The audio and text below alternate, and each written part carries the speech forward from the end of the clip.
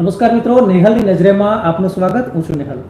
મિત્રો, એક પછી એક કલાકારોને જ્યારે આપણે આપણી ચેનલમાં લાવતા હોય છે ત્યારે આજનો ટોપિક, આજનો વિષય છે એ કંઈક અલગ છે. આજનો વિષય છે એ સેવા પ્રવૃત્તિ સાથે જોડાયેલો છે. ખાસ કરીને એવી સેવા પ્રવૃત્તિ કે જેને કારણે હજારો લોકોના જીવ બચતા હોય છે. જે કહેવાય ને કે જીવ દયાની જે ભાવના આપણામાં હોય તો આપણે એ સેવા કાર્યો કરી શકીએ. અને આજે 3 એવા મહાનુભાવો અત્યારે આપણી સાથે છે અને તેમની સાથે આપણે આ વિષય પર ચર્ચા કરવી છે, વિસ્તારથી સમજવું છે. અને ખાસ કરીને માનવ જાત જ નહીં પરંતુ પશુ પક્ષી એ દરેકના જીવ બચાવવા, એ દરેકની જે પ્રવૃત્તિ છે નિત્યક્રમ અનુસાર ચાલે એ કેમ જરૂરી છે, આ બધી જ વાતો આપણે તેમની પાસેથી જાણવી છે. અને તેટલા માટે જન પરિવર્તન સેના આ નામ છે. આપણને કોઈને એમ થાય કે આ કોઈ રાજકીય પક્ષ હશે, પરંતુ આ રાજકીય નહીં, સામાજિક અને સમાજ સેવા સાથે જોડાયેલો એક એવું દળ છે કે જે લોકોને એક પ્રકારે પ્રેરણા આપે છે. અને આ જે સંસ્થા છે તેના જે મહાનુભાવો છે ધર્મેન્દ્રભાઈ વાઘેલા. ધર્મેન્દ્રભાઈ, ખૂબ ખૂબ સ્વાગત છે આપનું. નમસ્કાર. પિયુષ પટેલ પણ આપણી સાથે છે, આ જ સંસ્થા સાથે જોડાયેલા છે. પિયુષભાઈ, આપનું પણ ખૂબ ખૂબ સ્વાગત. અને હર્ષદભાઈ સોલંકી તેઓ પણ છે. હર્ષદભાઈ, નમસ્કાર, ખૂબ ખૂબ સ્વાગત. તો સૌથી પહેલા તો જન પરિવર્તન એ જ બતાવે છે કે ક્યાંક માનસિકતા બદલવાની વાત છે, લોકોની થિંકિંગ પ્રોસેસ છે તે બદલવાની વાત છે.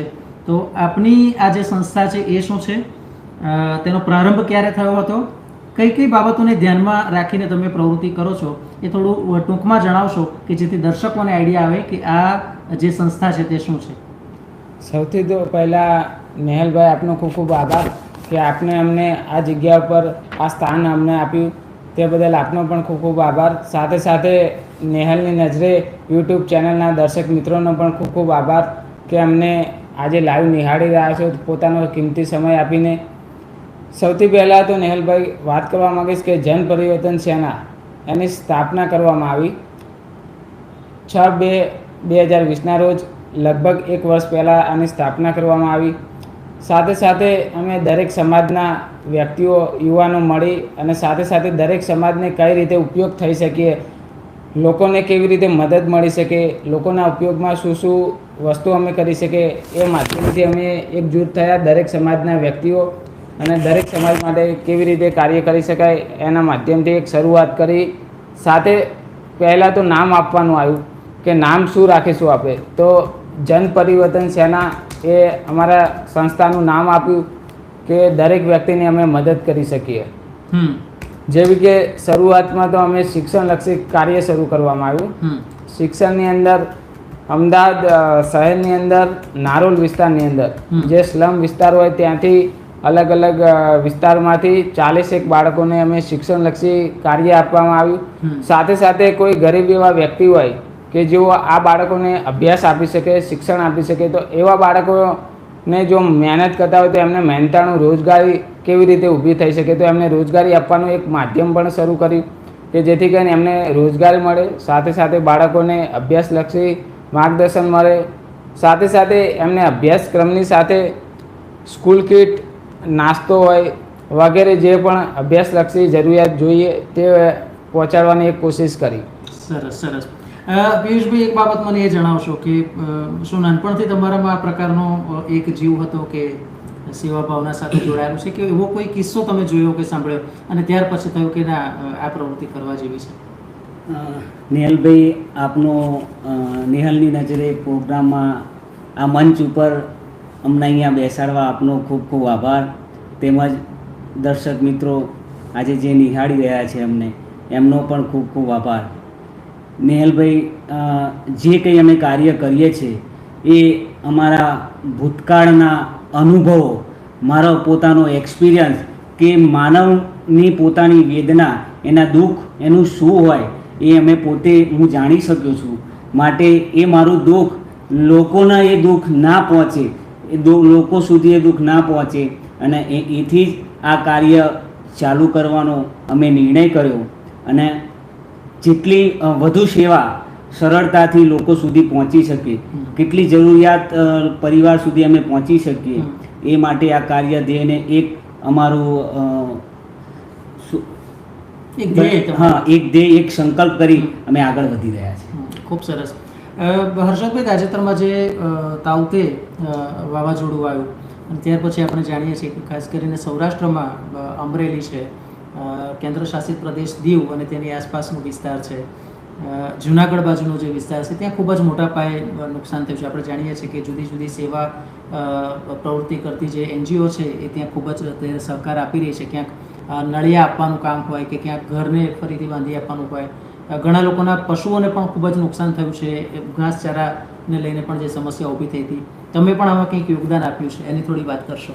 હા નિહલભાઈ, જ્યારે આ વાવાઝોડાની વાત થઈ ત્યારે મને ધર્મેન્દ્રભાઈનો ફોન આવેલો કે ભાઈ ઉના બાજુ છે, અત્યારે દીવ બાજુ જે છે એ વાવાઝોડાની સખત અસર છે અને ત્યાં લોકોને ખૂબ જ જરૂર છે. ત્યાં રાશન કાર્ડ, રાશન કીટ તેમજ ત્યાં ઝૂંપડા લોકોના ઉડી ગયેલ છે, બરાબર. તો એમનો મને ફોન આવેલો તો કે હર્ષદભાઈ આ માટે આપણે શું કરીશું. તો એ વખતે અમે જેટલું બને એટલું લોકોનું યોગદાન લઈ અને લોકોનો ફાળો એકત્રિત કરી અને શરૂઆતમાં અમે લગભગ 100 થી 150 કીટ લઈ અને અમે ત્યાં ગયેલા અને ત્યાં જઈ અમે રૂબરૂ મળી અને ત્યાંના સ્થાનિક લોકોનો થોડો સહારો લઈ અને જરૂરિયાતમંદ સુધી અમે એમને પહોંચાડવાનો પ્રયત્ન કરેલો અને લગભગ એમના જીવન જરૂરિયાતની બધી જ વસ્તુઓ એમને ત્યાં રાશન કીટ તરીકે આપેલી હતી. અને એ સિવાય બી અમારા ધ્યાનમાં એ લોકોએ એક વાત મૂકી કે ભાઈ આ લોકોને ઝૂંપડા ઉપર જો આ વરસાદની સિઝન છે અને ઉપર ઝૂંપડામાં પતરા બધું ઉડી ગયેલ છે, તો જો તમારાથી કંઈ મદદ મળતી હોય તો કદાચ આટલું તમે કરી આપો તો તમારો થોડું રિપેરિંગ કરી આપે અથવા તાડપત્રીની વ્યવસ્થા કરી આપે, નળિયા કે છાપરા.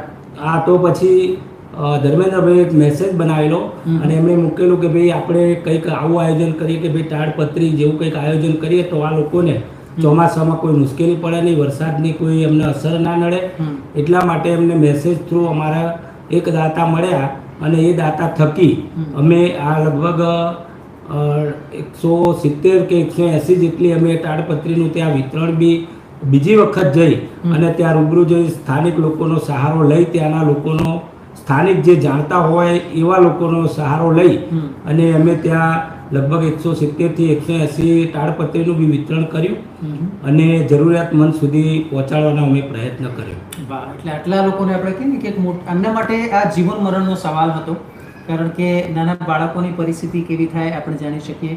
આજે ઘરનું છાપરું ઉડી જાય તો સીધો મતલબ એ છે કે બધું જ સીધું જે પાણી છે ઘરની અંદર આવી શકે, ઘરને વધારે નુકસાન પણ કરી શકે. તો એ કેસમાં તેમણે રહેવું કઈ રીતે, એ પરિસ્થિતિ આપણે સમજી શકીએ છીએ અને એ ભાવનાને લઈને આ જે સેવા પ્રવૃત્તિ છે તે આ સંસ્થા દ્વારા કરવામાં આવી છે. અચ્છા ધર્મેન્દ્રભાઈ, એક બાબત મારે એ જાણવી છે કે આજના સમયમાં આપણે એ પણ જોયું છે કે સોશિયલ મીડિયાનો પોઝિટિવ ઉપયોગ પણ એટલો છે. ખૂબ જ મોટો જ્યારે આપણે પ્રચાર પ્રસાર કરીએ છીએ તો આપણા જ કોઈ મિત્રોમાંથી કોઈકનો આપણને સપોર્ટ મળે છે. આપણે કહીએ ને કે ક્યાંક ભલે એની શક્યતા ના હોય પણ ફૂલની તો ફૂલની પાંખડી એ સ્વરૂપે પણ આપણને સારી માત્રામાં દાન એકઠું થાય છે અને એ થકી ઘણા બધા લોકોને આપણે એનું જે જીવન સ્તર છે એને જાળવી રાખવામાં મદદ કરીએ છીએ. સોશિયલ મીડિયાનો ફાળો તમે કઈ રીતે જુઓ છો? સોશિયલ મીડિયા, ફેસબુક છે, વોટ્સએપ છે, આજનું જે આ ડિજિટલ ઇન્ડિયા, બિલકુલ, એટલે સોશિયલ મીડિયા એનો ખૂબ મોટો પાવર છે. જેટલું તમે face to face, door to door ના પહોંચી શકો, બધે કદાચ જઈ ના શકીએ, એના માટે અને એનાથી વધુ ઉપયોગી સોશિયલ મીડિયા આજનું જન પરિવર્તન સેનાને પણ મદદરૂપ થઈ રહ્યું છે અને અન્યને પણ આવી રીતે સોશિયલ મીડિયાના માધ્યમથી મદદરૂપ થઈ રહ્યું છે.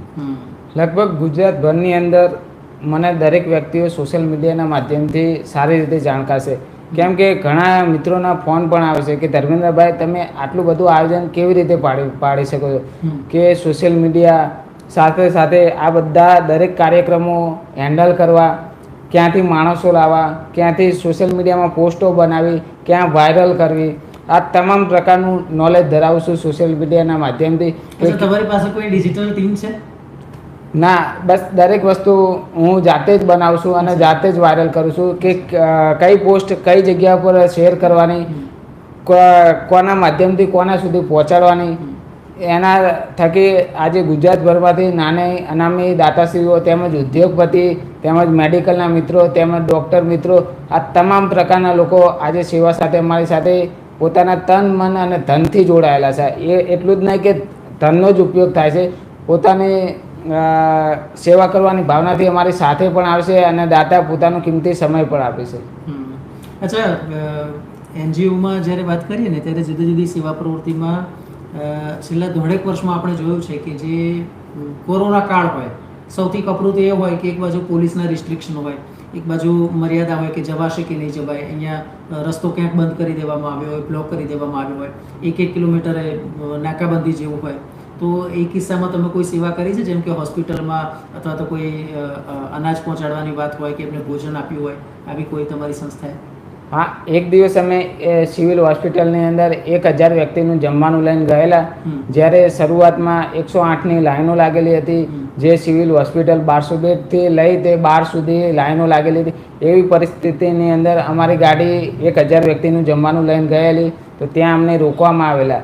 પણ ત્યાં અમે કાયદાનું પાલન કરી, તેમને રજૂઆત કરી કે ભાઈ અત્યારે પરિસ્થિતિને અમે માન આપીએ છીએ, પણ સાથે સાથે આ લોકોને જીવવા માટે ભોજન પણ એટલું જરૂરી છે કે કોઈ પણ પરિસ્થિતિ હોય પણ જમ્યા વગર તો કોઈ વ્યક્તિને ચાલે નહીં.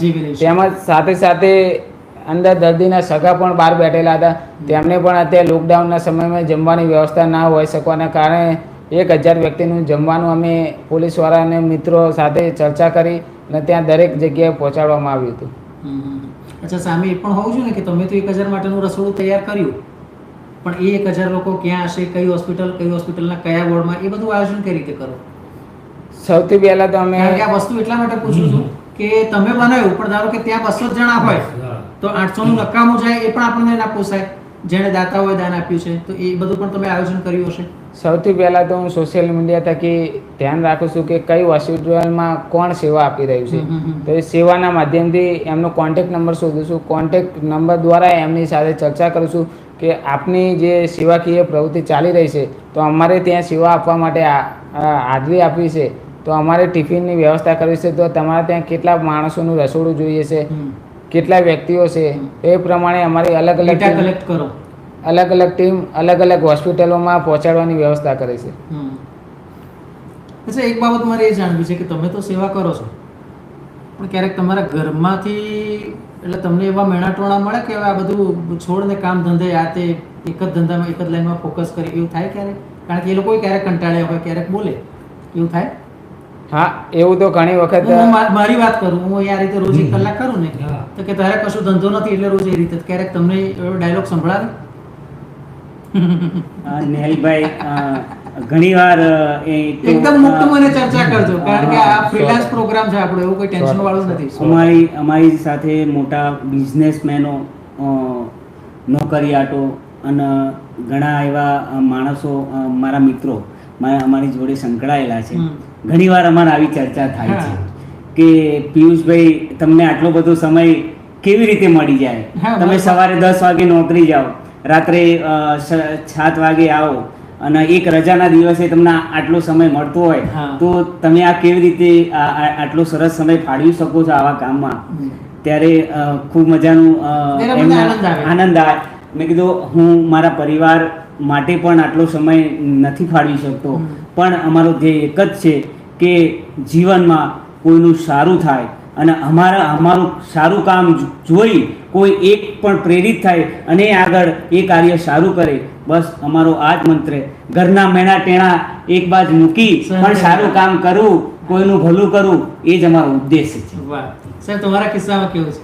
અમારા કિસ્સામાં બી હું બી એક પરિવારવાળો જ છું સાહેબ, એટલે અમારા બી થોડો સમય તો ઓછો પડતો હોય છે, પણ અમારા મુખ્ય સંયોજક ધર્મેન્દ્રભાઈ વાઘેલા અમને હર પ્રોગ્રામમાં એ અમારો ટાઈમિંગ ફિક્સ કરે છે કે ભાઈ પરિવાર સાથે તમારે સમય આપવાનો ક્યારે છે, તો આપણે એની સાથે કંઈક બીજો સમય આપણે સેટ કરી લઈએ. તો એવી રીતે જો કદાચ પરિવાર સાથે ટાઈમ આપવાનો હોય તો અમે એનો ટાઈમ થોડો ચેન્જ કરી અને પછી આ સેવાઓમાં અમે જઈએ છીએ, બરાબર. અને જોડે જોડે લગભગ ધર્મેન્દ્રભાઈ એ રીતનું વાતાવરણ ઊભું કરે છે કે લગભગ અમારો નોકરી ધંધાનો સમય એના પછીના જ સમયનો લગભગ અમે સદુપયોગ કરીએ છીએ. એટલે લગભગ અમારા નોકરી ધંધો બંધ થઈ જાય એટલે ટૂંકમાં એનો ટાઈમ પૂરો થાય પછી જ અમે આની બધી આ સેવાની બધી ચર્ચા કરીએ છીએ અને પછી એમાં અમે સેવામાં જોડાઈએ છીએ. બિલકુલ. મિત્રો, જે દર્શક મિત્રો અત્યારે આપણી સાથે જોડાયા છે તેમની પણ કેટલીક કોમેન્ટ્સ આપણે જોઈશું. તમારા ગ્રુપમાંથી હજી કોઈ મિત્રોની કોમેન્ટ નથી આવી, મને ખબર નથી લોકો જુએ છે કે નહીં. જન પરિવર્તન સેનામાંથી મારા કેટલાક ફ્રેન્ડ્સ છે તેઓ જોડાયા છે. તમારા કેટલાક ફ્રેન્ડ્સ આમાં હિતેશ વાઘેલા તમારા ગ્રુપમાં છે. હિતેશનો મેસેજ છે, હાય કરે છે આપને, તમે પણ એમને રિપ્લાય આપી દો. કમલેશ નાયકા જોડાયા છે. હાય કમલેશ, કેમ છો? કમલેશ મારો મિત્ર છે, દરેક વખતે એ આવે છે અને જાંબુગોડાથી છે. અને દરેક આપણા જે ગેસ્ટ છે નેહલની નજરેના, એમની ફરમાઈશ હોય છે કે જાંબુગોડા આવો તો એમના ઘરે મકાઈના રોટલા ખાવા ખાસ જજો. એ કમલેશ નાયકા છે. અને વિજય જોડાયા છે. જય માતાજી વિજય, જય માતાજી. અને કમલેશ કહે છે આપ ત્રણેયનું સ્વાગત છે. ઓકે, તુષાર પ્રજાપતિ આપણી સાથે છે. તુષાર, સ્વાગત છે આપનું. અને તુષાર આપણા માટે કહે છે કે જન સેવા એ જ પ્રભુ સેવા. Thank you all. નીર આપણી સાથે છે. નીર કહે છે વાહ નેહલભાઈ, નાઇસ સબ્જેક્ટ. સબ્જેક્ટ તો નાઇસ છે, પણ વધારે નાઇસ છે એમની જે સેવા પ્રવૃત્તિ છે એનો આપણને આનંદ છે. કારણ કે આપણે કહીએ ને કે જેટલી પણ શક્યતા હોય તેટલી તમામ તેઓ કોશિશ કરે છે. અને એ જ કારણ છે કે મિત્રો અત્યારે આપણી સાથે છે. નીર કહે છે ત્રણેય મિત્રોને ખૂબ ખૂબ અભિનંદન. થેન્ક યુ નીર. અને નીર, આપણે સેટરડે ફાઇનલ કર્યું છે ને સંજય આદિશણાનું પરુ. સોલંકી સુંદરમ આપણી સાથે જોડાયા છે. કદાચ તમારા ગ્રુપમાંથી કોઈ મિત્ર હશે. હેલો સર કહે છે આપને. અને કહે છે કે મનુષ્ય અવતાર મળ્યો છે તો જીવનમાં સેવા કરવી જોઈએ. ખૂબ સુંદર તેમણે વાત કરી. અને બસ એ જ વાત છે કે હંમેશા કંઈક આ રીતે પોઝિટિવ વેથી પણ વિચારીએ તો એ મોટામાં મોટી સેવા છે. એ પછી કોઈ પણ રીતે આપણે એ જે દયાનો ભાવ હંમેશા રાખીએ. સંજય રાવત મ્યુઝિકલ આપણી સાથે જોડાયા છે ને તેઓ પણ હાઈ કહે છે. સંજય, આપનું પણ ખૂબ ખૂબ સ્વાગત છે. અચ્છા, સેવા પ્રવૃત્તિની જ્યારે આપણે વાત કરીએ છીએ જુદી જુદી, ત્યારે એક બાબત મારે એ પણ જાણવી છે કે ઘણીવાર એવું પણ થાય ને કે આપણને ખબર છે કે આ એકદમ પુઅર ફેમિલી છે અને એની જરૂરિયાત શું છે, જેમ કે રાશનની કિટની છે કે તમે વાત કરીને મકાનની, તો એ તમે આઈડેન્ટિફાય કઈ રીતે કરો છો? કારણ કે બહુ જ બધા ગરીબ લોકો છે, બરાબર, બધે તો આપણે નથી પહોંચી શકતા, પણ જ્યાં શક્ય છે, જે આપણી નજીક છે અને જે વસ્તુ આપવી શક્ય છે, તો એનું આયોજન કઈ રીતે કરો છો? ગુજરાતભરમાંથી લગભગ મારી પર કોલ આવે છે કે ધર્મેન્દ્રભાઈ આ જગ્યા પર આ પરિસ્થિતિ છે, આ જીવન જરૂરિયાત વસ્તુની સામગ્રી તમે પહોંચાડી શકશો? તો સૌથી પહેલાં તો ત્યાંના મારા સ્થાનિક મિત્રો દરેક ગામમાં ઓલરેડી મારા મિત્રો લગભગ દરેક જિલ્લામાં હા દરેક ફેલાય છે. કેટલા લોકો હશે? 1000થી ઉપર વ્યક્તિઓ છે અને એમના થ્રુ એમની ઓળખાણથી પણ ઘણા મિત્રો જોડાયેલા છે, જેથી કરીને ગુજરાતમાં છેવાડા સુધી અમારી ટીમ પહોંચેલી છે. એટલે ત્યાં અમે પરિસ્થિતિનું નિર્માણ કેવું છે, કે કેવી તકલીફ છે, એમાં ખોટા કોલ પણ આવતા હોય છે કે ભાઈ અમારે પણ જરૂર છે, અમારે આટલા પૈસાની જરૂર છે, તો તપાસ કર્યા વગર તો અમે પહોંચાડતા નથી. કે એ જરૂરી કે કોઈને પૈસાની જરૂર હોય તો સીધા પૈસા તો નહીં જ આપતા હો ને, નહીં, વસ્તુ આપો ને. વસ્તુ અને સાથે સાથે પૈસાની પણ તપાસ કરવી જરૂરી છે કે ખોટા વ્યક્તિ સુધી ના પહોંચે. અમારે તો રાશન કીટ લગભગ જરૂરિયાત વ્યક્તિને પહોંચે ને એ જ માધ્યમ હોય છે. ખોટો વ્યક્તિ લઈ જાય અને સાચો વ્યક્તિ રહી જાય ને. ખાસ કરીને શું શું મૂકો, કઈ કઈ વસ્તુ આપો જીવન જરૂરિયાતની? લોટ, અનાજ, કરિયાણું, કઠોળ, તેલ, મસાલા સામગ્રી, સાથે સાથે કપડાં પણ જો જરૂરિયાત લાગતા હોય તો કપડાં પણ આપીએ છીએ. મેડિકલ લક્ષી કોઈ દવાની જરૂરિયાત હોય તો આ હર્ષદભાઈ જે મેડિકલ લાઈન સાથે જોડાયેલા છે, તો એમના માધ્યમથી દવાની તપાસ કરી લઉં કે ભાઈ આમને આમ બીમારી છે તો કઈ દવા આવે, તો એમના તરફથી દવાનું પણ પહોંચાડીએ છીએ. આ જે વાત કરી ને ત્યારે હર્ષદભાઈ, તમે મેડિકલની વાત આવી તો મારે એક મુદ્દો છે કે જ્યારે કોરોના વોરિયર કહીએ છીએ ને એમાં બધા જ આવી જાય છે, પણ સફાઈ કર્મીઓએ પણ ખૂબ જ સારી રીતે કોરોના દરમિયાન પોતાની જે ફરજ બજાવી છે, તો એમને લઈને પણ તમારી એનજીઓએ કોઈ એમને પ્રોત્સાહન મળે એ માટે કોઈ પગલાં ભર્યા છે? એમનું સન્માન કર્યું હોય કે કંઈ? હા, નેહલભાઈ, સફાઈ કર્મચારી અમારી સોસાયટીમાં સફાઈ કર્મચારી જે બહેનો કામ કરતી હતી એમનું સન્માન અમે એક એ લોકોને સાડી આપી એમને સેલ્યુટ કર્યું હતું. અને આવા સમયમાં કોરોના કાળમાં તમે જે અમારી સોસાયટી સુધી અને શહેર સુધી તમે પહોંચી એ કામ કરો છો, એ બહુ ખરેખર ગર્વ થાય. એવું એક ગર્વ કરી અને સોસાયટીના કામ કરતી સફાઈ બહેનોને સાડી આપી અમે સન્માન કર્યું. ખૂબ સરસ. અને જ્યારે એ સેલ્યુટ એ બહેનોને જ્યારે મળતું હોય કે જે સફાઈ કર્મીઓને જ્યારે મળતું હોય તો એને પણ એક પ્રાઉડ થાય કે હું બધાની સાથે છું, કોઈ નાની વ્યક્તિ કે મોટી વ્યક્તિ નથી. અને સૌથી વિશેષ બાબત એ છે કે કામ એ કામ છે. મને દુઃખ એ વાતનું છે કે ઘણીવાર આપણી જ વ્યક્તિ જે અમેરિકામાં જાય છે અને ટોયલેટ સાફ કરે છે ત્યાં એને નાનમ નથી અનુભવાતી, પરંતુ પોતાના ઘરમાં કચરો વાળવાનો હોય તો એ એમાં જુએ છે કે આ કામ મારું નથી અથવા આ કામ માત્ર લેડીઝ કરી શકે છે. તો આ એક હજી કહેવાય ને કે ભારત માટે આ થોડું ગરીબ આજે દુઃખનો વિષય છે, કારણ કે સમજવાનું છે કે ટોયલેટ જતા હોય તો એ બધા જતા હોય, ઘરમાં કચરો પાડનારા હોય તો પણ એમાં મેલ ફિમેલ ના હોય, બધા જ હોય, તો પછી એ વાળવામાં પણ મેલ ફિમેલ ના જોવાનું હોય. કદાચ આ માનસિકતા જો બદલાશે ને તો દેશ આપોઆપ આગળ આવશે. નીરની એક કોમેન્ટ છે, સેટરડે ફાઇનલ. ઓકે નીર. અને સંજય કહે છે હાય. ઓકે મિત્રો, તમારી બીજી કોઈ કોમેન્ટ હોય તો પણ ચોક્કસ તમે. અને બીજું મારે એ જાણવું છે કે તાજેતરમાં જે વાવાઝોડું છે, પછી અત્યારે જેમ કે ખેડૂતોને વરસાદ સમયસર નથી, આ વખતે લેટ છે, એને કારણે ક્યાંક નુકસાનની ચિંતા છે, ચિંતાના વાદળો ઘેરાયેલા છે, એ મુદ્દે તમારું શું કહેવું છે એ પણ તમે કોમેન્ટમાં ખાસ લેજો. અચ્છા, પશુ પક્ષીઓ માટે પણ તમારી જેમ કે એમને ચણ નાખવાની કે વ્યવસ્થા પણ પૂરી પાડવામાં આવે છે, તો એના વિશે વાત કરો.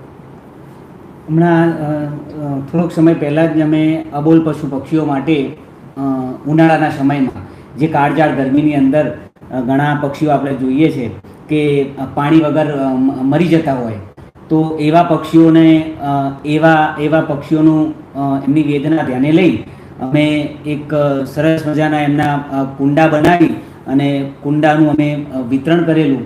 અને એ પક્ષીઓને એમને જરૂરિયાત પ્રમાણે એમને પાણી મળી રહે અને પાણીથી એ પક્ષીઓનો જીવ ના જાય એવું સુંદર કાર્ય જન પરિવર્તન સેનાએ કર્યું.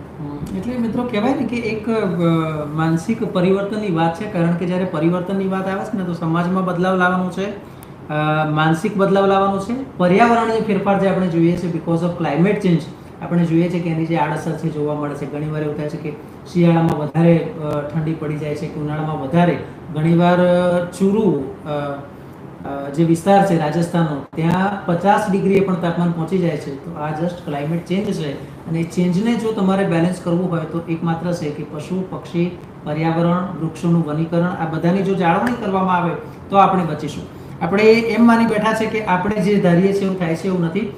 પર્યાવરણ, પ્રકૃતિ તો ત્યાંની ત્યાં જ છે, પરંતુ એને જો તમે વિનાશ કરશો તો એની આડઅસર સીધી આપણને જ થશે. પ્રકૃતિ તો રિવાઇવ થઈ જશે, પણ કહેવાનો મતલબ એ છે કે આપણે એ વિચારવાનું છે કે જો આપણને નિયમિત પાણી જોઈતું હશે, આપણને એ વાદળ જોઈતા હશે, ભરેલા વાદળ જોઈતા હશે, તો વનીકરણ આપણે કરવું પડશે.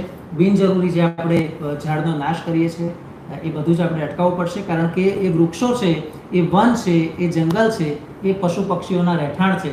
અને એને જો સતત આપણે કાપ્યા કરીએ અને પછી આપણને એમ થાય છે કે પશુઓ શહેરમાં આવી જાય છે કે સિંહ અમારા ત્યાં આવી જાય છે, તો સિંહને તો એની જગ્યામાં તમે નુકસાન પહોંચાડ્યું છે ત્યારે એને ફરજ રૂપે તમારે ત્યાં આવવું પડે છે. આ એક બાબતને આપણે ખાસ ધ્યાનથી જોવાની જરૂર છે. બીજા કેટલાક મિત્રોની કોમેન્ટ છે તેના તરફ આપણે નજર કરીશું. મેહુલ આપણી સાથે જોડાયા છે, સલાટ. મેહુલ હાય, સ્વાગત છે આપનું. હીરપરા કાળુભાઈ આપણી સાથે જોડાયા છે, કદાચ આપના ગ્રુપમાંથી કોઈ હશે. અને સેવા પરમોધર્મ એવું લખે છે. કાળુભાઈ સ્વાગત છે આપનું. અને સલાટ મેહુલ લખે છે જય ગોગા મહારાજ, જય ગોગા મહારાજ. ઓકે, નાઝ અને વસઈમાં પણ તમે જે સેનેટાઈઝ માટેના કેટલાક પગલાં ભર્યા હતા કોરોના કાળમાં. અને નાઝ અને વસઈ એટલે મારા ખ્યાલે નાજ એટલે અમદાવાદ રિંગ રોડ પાસે છે, પીરાણા બાજુ. હા, એ નિહલભાઈ નાજ એટલે મારું ગામ, મારું મૂળ વતન. ખૂબ ગર્વ સાથે કહું છું કે હું નાજ ગામનો છું. ક્યાં વાત છે. નાજ ગામની અંદર કોરોના વાતનું નાશ છે કે હું તમારા ગામે આવેલો છું. મારું ગામ આપના મુખેથી લીધું એ બદલ ખૂબ ગર્વ થાય છે. નેલભાઈ, કોરોના કાળની અંદર મારા ગામની અંદર અમે એક આયુર્વેદિક ઉકાળો જે કોરોના સમયમાં ખૂબ ઉપયોગી બનેલો એવો આયુર્વેદિક ઉકાળો મારા ગામમાં અમે વિતરણ કરેલું. સાથે સાથે ગામને સેનેટાઈઝ કરવાનું પણ કામ કરેલું. તેમજ મારી બાજુમાં આવેલા દસકોઈ તાલુકાના વસઈ ગામમાં પણ સેનેટાઈઝરનું કામ કરવામાં આવ્યું. ખૂબ સરસ. દિનેશ પરમાર આઈડી પરથી કોમેન્ટ આવી છે જયાબેનની, તમારા ગ્રુપમાં છે. જયાબેન લખે છે કે જન પરિવર્તન સેનાની કામગીરી ખૂબ સરસ છે અને અમદાવાદ શહેર મહિલા પ્રમુખ જયાબેન છે તેમના તરફથી આ કોમેન્ટ આવી છે. જયાબેન, અમને આનંદ છે કે તમે અત્યારે લાઈવમાં અમારી સાથે જોડાયા છો. અમારી રસોઈ પણ એ જયાબેન બનાવશે જે સેવા માટે. જયાબેન રસોઈમાં શું સૌથી સારું બનાવે છે કોમેન્ટમાં લખી. બરાબર, તમારો ભાવ છે એટલે બધું જ સારું બનતું હશે, પણ તમારી ફેવરિટ રસોઈ કઈ એ તમે કોમેન્ટમાં લખો. અમે તમારી કોમેન્ટની રાહ જોઈએ છે. અચ્છા, શાકભાજી વિતરણ પણ એક કાર્યક્રમ યોજવામાં આવ્યો. એ અમારા સંયોજક પિયુષભાઈ પટેલ જેઓના ગામથી એમના એક મિત્ર તરફથી વાડીમાંથી એમને આપવામાં આવ્યું કે શાકભાજી અમારે ત્યાંથી લઈ જાઓ, પણ એના માટે કે તમારે લેવા માટે આવવું પડશે. તો અમે અમારો સમય આપી ખેતરમાંથી જાતે વીણીને એ અમે જરૂરિયાત પરિવાર સુધી પહોંચાડવાનું કાર્ય કર્યું. સાથે સાથે અમે સોશિયલ મીડિયા થકી પણ કહીએ છીએ કે તમારે કપડાં હોય તો કપડાં પહોંચાડો, રાશન હોય તો રાશન અમારે ત્યાં પહોંચાડો. સમગ્ર ગુજરાતમાં અમારી ટીમ ફરી રહી છે કે એમના ઘર સુધી જઈ અને ત્યાંથી અનાજ કરિયાણું તે ઉઠાવી લાવે છે. તેમજ રિક્ષા પણ અમારી ફરે છે કે જે અહીંથી સાણંદ સુધી અમારે હમણાં જ વાવાઝોડામાં અસરગ્રસ્ત વિસ્તારની સેવા કરવા માટે ગયેલા, તો સાણંદથી 100 કિલો ઘઉં આવેલા, તો ત્યાંથી પણ અમારી ગાડી મોકલવામાં આવે છે અને ત્યાંથી પણ ઉઠાવી લઈએ છીએ. અચ્છા, તો આ રીતે તમે એ સેવા પ્રવૃત્તિ સાથે નીલભાઈ, કોઈ આપણને કોઈ સેવામાં જેમ કે ભલે 100 કિલોમીટર દૂર હોય અને એને એટલી ભાવનાથી આપણને જન પરિવર્તન સેનાને 25 કિલો ચોખા પણ આપ્યા હોય, તો આપણે 25 કિલો ચોખાની પાછળ કેટલો ખર્ચ થશે એ નથી જોતા, પણ એમની ભાવના કે જન પરિવર્તન સેના એમને એ લોકોને જરૂરિયાતને પૂરી પાડવા માટે જે એમને આપ્યું છે, બસ એ અમારા માટે એ જ બહુ મહાન હોય છે. અને એ વસ્તુ એને અમે પૂરું કરી એને ત્યાંથી પિકઅપ કરી અને જરૂરિયાત સુધી પહોંચાડવાનો અમે પ્રયત્ન કર્યો. ખૂબ સરસ વાત છે. અને કૈલાશ ની એક કોમેન્ટ આવી છે, ખૂબ આગળ વધો એવી કોમેન્ટ છે તમારા માટે. Kailash, thank you. તમારા ગ્રુપમાંથી કોઈ મિત્ર હશે. અને સલાટ મેહુલ કહે છે, હું સંજયનો ભાઈ મેહુલ. સંજય કયા? સંજય ભાંડુ કે આદિસણાનું કરું કે સંજય ચરાડવા?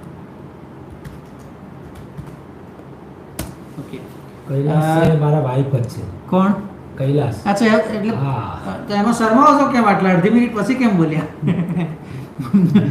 ભાભી, સ્વાગત છે આપનું. અને નસીબદાર છો કે સેવાભાવી ભરથાર મળ્યા છે, તો અનેક લોકોની સેવા થઈ શકે છે. અનિલ શાહ કહે છે, very good work. Anil Shah. મિત્રો, જે જન પરિવર્તન સેના તરફથી હો એવો કોમેન્ટમાં લખજો. તમે જેપીએસ લખશો તો બી મને ખ્યાલ આવશે કે તમે આ સંસ્થા સાથે અથવા એની કોઈ સેવા પ્રવૃત્તિ સાથે સંકળાયેલા છે. કારણ કે આજનો જે લાઈવ છે એનો હેતુ એ જ છે કે સારું કામ થઈ રહ્યું છે તેને પ્રોત્સાહન મળે અને વધુને વધુ મિત્રો સાથે શેર થાય કે જેથી વધુ જે જરૂરિયાતમંદ લોકો હોય ત્યાં સુધી પહોંચે. તો એ છે, એટલે આ રીતે તમે તેઓને ખાસ એપ્રિશિએટ કરજો મિત્રો. ઘણીવાર એવું પણ થાય કે જે જુદી જુદી સેવાની વાત કરવામાં આવતી હોય તો ક્યારેક કોઈ સક્સેસ સ્ટોરી પણ હશે, તમને આનંદ થયો કે ચલો ભાઈ આમાં આપણે કોઈ વ્યક્તિનો જીવ બચાવ્યો, એવા કોઈ કિસ્સા? જ્યારે કોરોનાના સમયમાં 108 સરકાર દ્વારા પણ 24 કલાક ઉપર થઈ ગયા હોવા છતાં 108 પૂરી પાડવામાં આવતી નથી.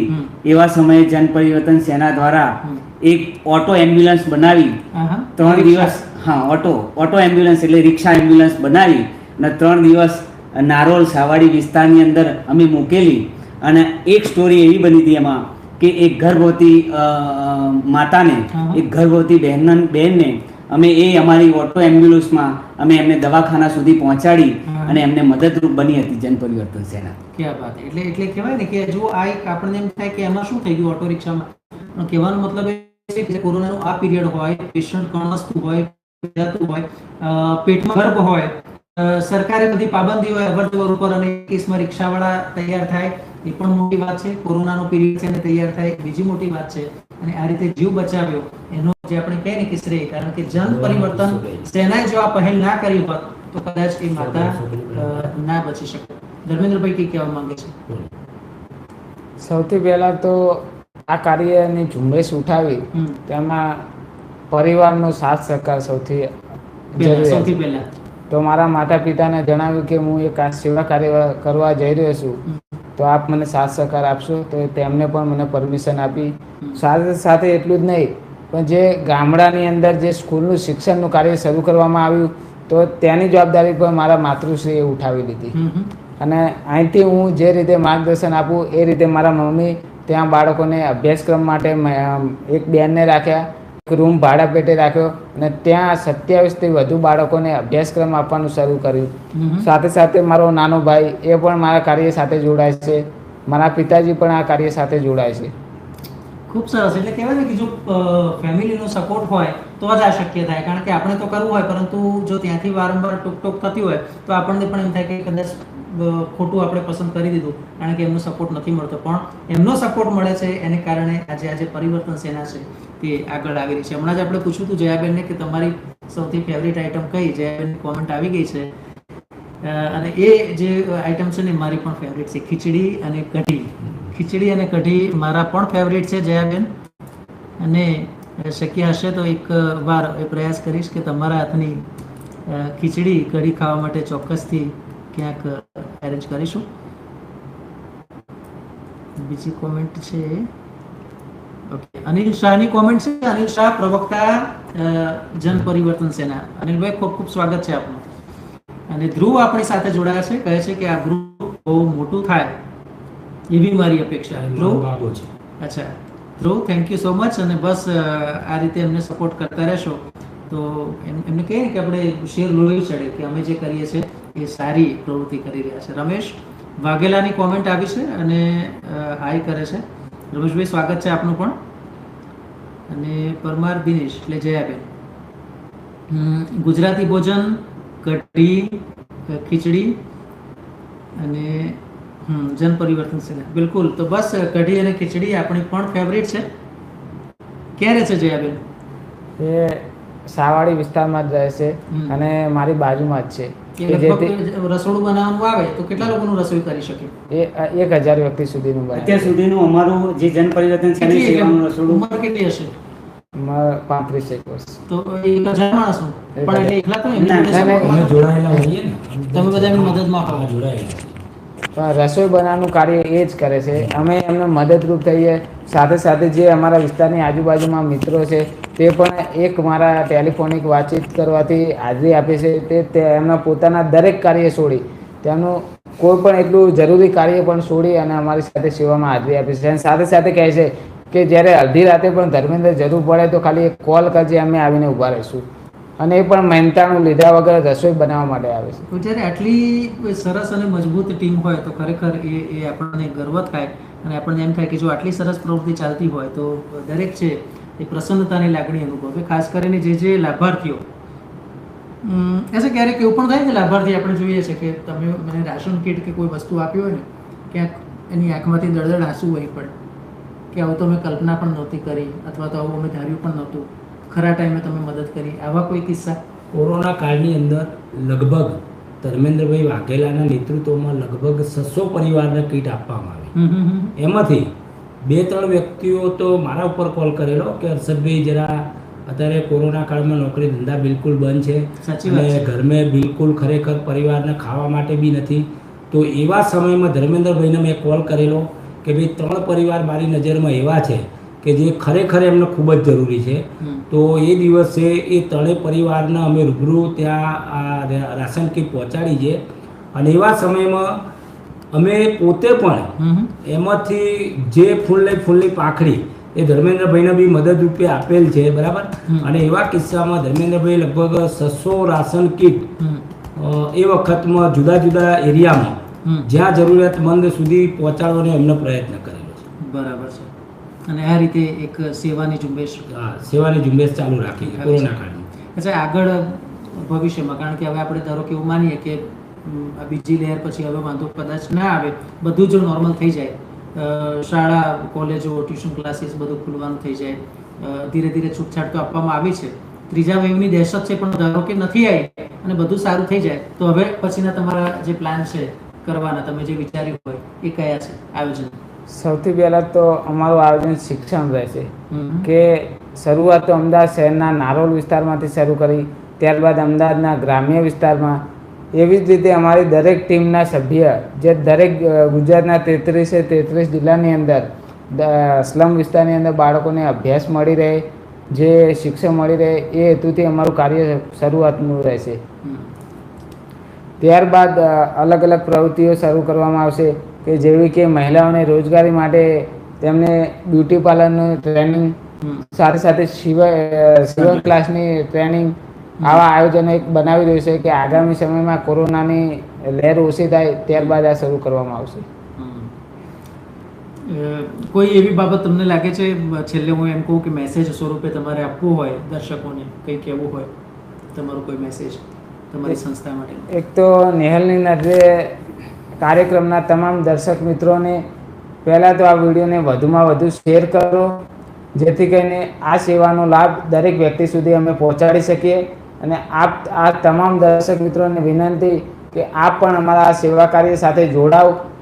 આમાં કોઈ નામના મેળવવાની વસ્તુ નથી, એક સેવાના ભાવનાથી આ ગ્રુપ બનાવવામાં આવ્યું છે અને ગુજરાતભરના નાની અનામી દરેક વ્યક્તિ સાથે જોડાયેલા હશે. તો જેથી કરીને આપણે ગુજરાતના છેવાડામાં આવેલા તમામ ગ્રામ્ય વિસ્તાર સુધી આપણે દરેક વ્યક્તિને શિક્ષણ તેમજ જરૂરિયાત વસ્તુઓ પહોંચાડવાની કોશિશ કરી શકીએ. તો દર્શક મિત્રો, એક બાબત ચોક્કસ છે કે હંમેશા ગુજરાત છે ને એ બે વસ્તુ માટે જાણીતું છે, ધંધા ઉદ્યોગ રોજગાર માટે જાણીતું છે.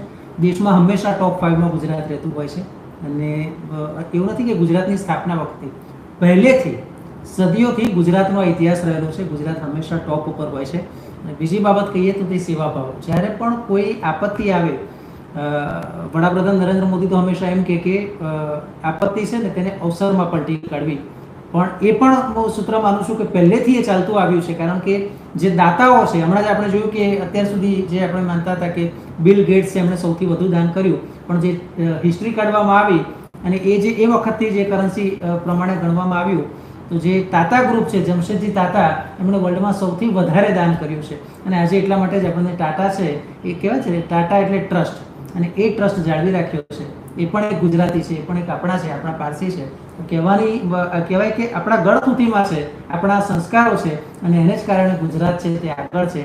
અને આવી જે સંસ્થાઓ છે, જે સેવાભાવી સંસ્થાઓ છે, આ સંસ્થાઓને જે સપોર્ટ કરવામાં આવે તો ખરેખર જે લાભાર્થી સાચો હોય એની પાસે આ લાભ પહોંચી શકે.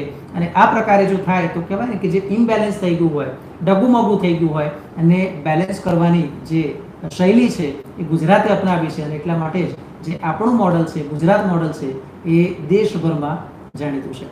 તો જન પરિવર્તન સેના આજે માનસિક રીતે પરિવર્તન લાવે છે તે માટે આપ સૌનો ખૂબ ખૂબ આભાર.